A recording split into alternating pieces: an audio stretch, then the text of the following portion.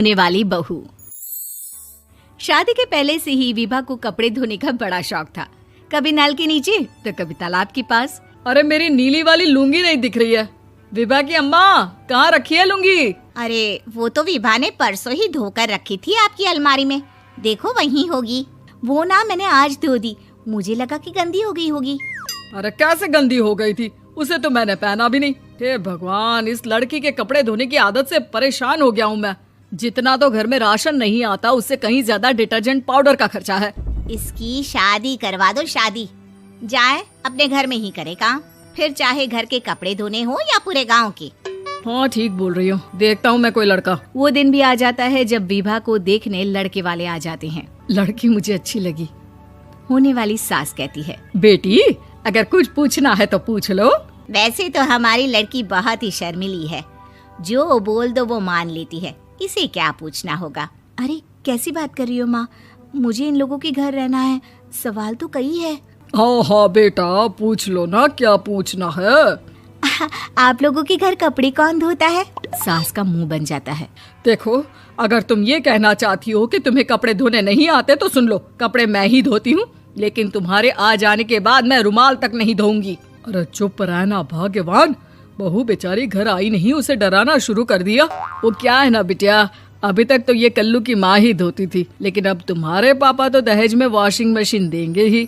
तभी विभा की माँ बोल पड़ती है, सवाल भी पूछा तो क्या। वैसे भाई साहब, मशीन की तो फिर भी कपड़े धोने की कैपेसिटी होती है। मतलब जो बिटिया दे रहे हैं ना विभा, इसे कपड़े धोने का बहुत शौक है। ये आप लोगों के क्या, आस पड़ोस गांव मोहल्ले सबके कपड़े धो दे और उफ तक ना करे।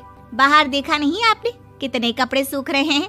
सब हमारी बिटिया ने ही तो धोए हैं। बस भी करो ना माँ, शर्म आ रही इतनी तारीफ सुनकर। और तो और एक दाग निकाल कर दिखाओ तो मान जाऊं। हाँ अच्छा, माफ करना बेटा, मैंने गलत समझा।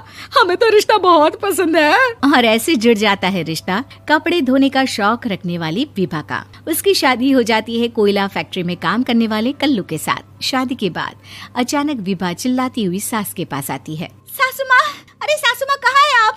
ये तो धोखा है, धोखा दिया आप लोगों ने मुझे। इसे ससुर के चक्कर के बारे में पता चल गया। अरे तो उसमें तुझे क्यों धोखा मिला है? अरे नल में पानी नहीं आता, कपड़े कैसे कब धुलेंगे? अच्छा, तू पानी नहीं आ रहा उसकी बात कर रही है। तो आपने क्या सोचा? कुछ नहीं।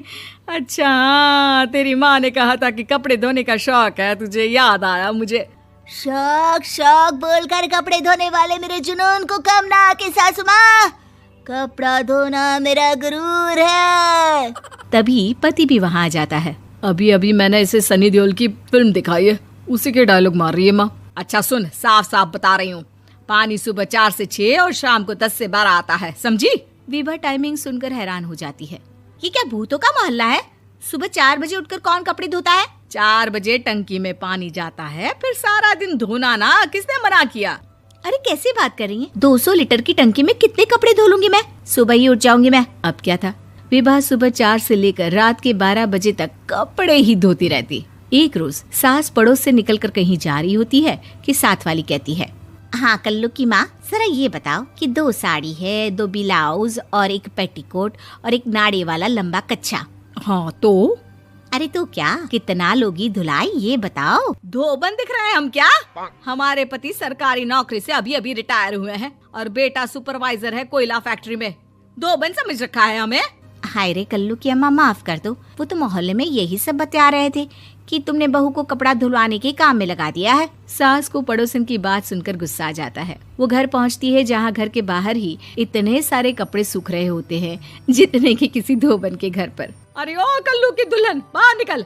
माँ जी यहीं आ जाओ, बाथरूम में चादर धो रहे हैं हम। अरे अभी हम धोते हैं, तुमको बाहर निकलो। ये आस पड़ोस वाले बोल रहे हैं कि हम बहू से कपड़े धुलवा कर उसे कपड़ा धोने वाली बना दिए हैं। अरे छोड़ो ना माँ जी, किन लोगों की बातों में आती हो? आस पास के लोगों का तो काम ही होता है कि वो किसी तरह सास बहू को लड़ा दे। बहू सारे घर के कपड़े धोती है, ये क्या कम है? बोलिए। सास को भी लग जाता है कि वो बहू का ये सनकीपन नहीं छुड़वा सकती, इससे अच्छा है कि खुद ही चुप हो जाए।